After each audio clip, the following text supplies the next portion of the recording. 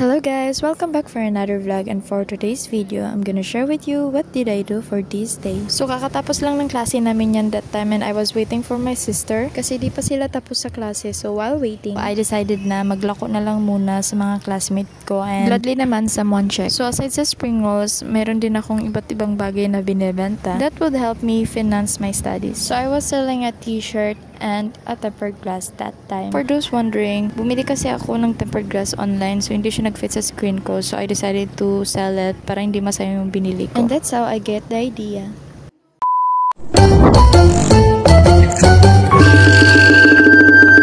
So, bago nga kami umuwi, naisipan ko nga bubili ng ingredients ng another batch ng lumpia na ipangbebenta ko for tomorrow. Gladly, malapit lang to sa school namin, so makakasave ako ng pamasay instead of going to Katiklan Market. And yung presyo dito is doble lang ng 10 pesos. So, for me, di na ako lugi compared to my actual cost, including yung transportation fee ko from Katiklan back and forth. That would cost me 50 pesos just to get there. Ayan nga, naghihintay nga yung kapatid kong babae kasama ng mga classmates niya na kaibigan din namin. So, kami yan palagi magkakasama sa tuwing uuwi kami from school. Binigay ko na nga sa kapatid ko yung binili ko, and napag-isipan kong magpaiwan na lang kasi pupunta pa ako sa pinaka-nearest meat shop dito sa amin. Medyo malayo-layo yun, kaya napag-isipan kong ako na lang yung mag-isa yung pupunta doon. Bali, maglalakad lang yan sila pa uwi, and I'll do the same thing as well since I need to save para mapaikot ko yung kita ko sa lumpia. Although it's not that big, pero ito lang kasi yung nakikita kong way para mapagpatuloy ko yung pagbebenta nito, kasi dito ako kumukuha ng lahat ng pangangailangan ko, kasi nga hindi ako makarely sa papa ko dahil siya din yung nagsusupport sa mga kapatid ko sa pag-aaral nila. So as an ate, it's now my responsibility to support all my needs. For those who get confused kung nasaan na ba tayo, bali dumaan lang ako niyan sa likod ng school namin, and they call this place Garet. Ito yung shortcut papunta sa next barangay, which is Barangay Mutag, next to Kubay Sur, to where I am going, kasi doon lang yung may pinakamalapit na meat shop na pwede ko mabilan anytime. Dito ako naglalakad sa tuwing uwi ako when I was in high school, and mahilig talaga kasi ako maglakad at naging daily routine ko na siya. So for me, I see it as a therapeutic, mostly when I'm surrounded by nature. So yung sa kabilang side nga is kalsada na, at ipapakita ko yan if ever mamaya in the end of the video. So for those wondering why I don't upload video at all in my YouTube channel, because this is one of the reason why. So I decided to create this video for you guys to understand the situation that I have right now. And for those who watched my last update that I uploaded last year, thank you so much for understanding, and I'm trying my best to manage my time as I edit these videos that I keep promising to you guys for a long time, aside of handling this tiny business and my studies. So share ko lang guys, dyan nga pala kami dumadaan dati way back in high school, and I'm not even sure if it's still open kasi nga marami nang binago sa school. And nadaanan na nga natin yung Mutag Living Museum. Ito yung isa sa mga kilalang attraction dito sa mainland aside sa Boracay. As you can see guys, napakaganda ng tanawin dito, and napaka-presko talaga ng lugar na to kasi nga maraming puno. Kaya ito din yung isa sa mga dahilan kung bakit gusto ko maglakad. So this is what I love to what I am doing, because despite of the challenges that I am facing, I get to appreciate what I am sacrificing, na instead sumakay ng tricycle para hindi napahirapan ang sarili. Dahil nga sa kailangang magtipid,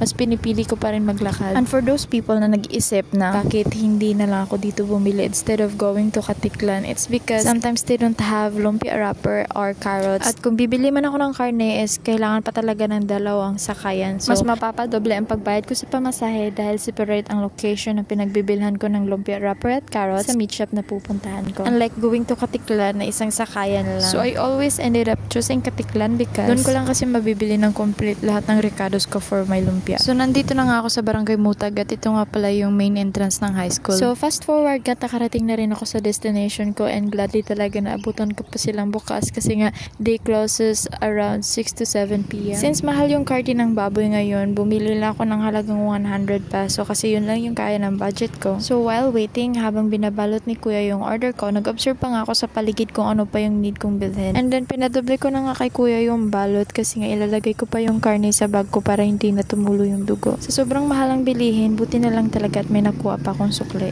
So nakabili na nga ako ng karne, and I am now going home. So maghihintay na lang ako ng tricycle. I decided na sumakay na lang ako para makauwi na din ako ng maaga sa bahay, because it's already 5 12:30 and kailangan ko nang umuwi para magawa ko na rin yung lumpia. And it's starting to get dark na. Hindi man yan obvious sa camera pero sa personal medyo madilim-dilim na yan kasi nga takip silim na. Nagpara na nga ako ng tricycle and ipapakita ko sa inyo kung gaano kalayo yung nilakad ko from school to this place at ituturo ko sa inyo kung saan ako dumaan. So nakaalis na nga yung tricycle na sinasakyan ko at dyan ako galing kanina. So this is Barangay Cubay Sur and this is Barangay Mutag. So if you remember, dito ako lumabas kanina mula sa shortcut na dinaanan ko. So if ever na dumaan ako sa main road, medyo malayo-layo pa talaga yung lalakarin ko. So ito nga pala yung shortcut na dinaanan ko kanina. So mula nga dito, yan yung Garet and then yung Mutag Living Museum and yung daanan sa likod ng school namin. And in the other side, makikita nyo naman yung sunset at yung sa likod yan ay dagat na. So this is how I get to appreciate living in the province because of the scenery. Maaliwalas yung tanawin and presko talaga yung hangin at marami ka talagang makikitang puno sa paligid. So as you can see guys, napakalayo talaga ng pinuntahan ko. So we are now in Barangay Balusbos and I'm gonna show you kung saan ba ako dumaan a while ago. So if you remember in the first part of the video, dyan ako dumaan kanina. Tapos yan yung plaza and yung church nila. At ito yung daanan papunta sa school namin. So if you observe yung tindahan na binagbilhan ko kanina is malapit lang talaga. So as you see, yan yung pinagbilhan ko ng carrots and lumpia wrapper and dito ko lang yan talaga mabibili aside sa Katiklan and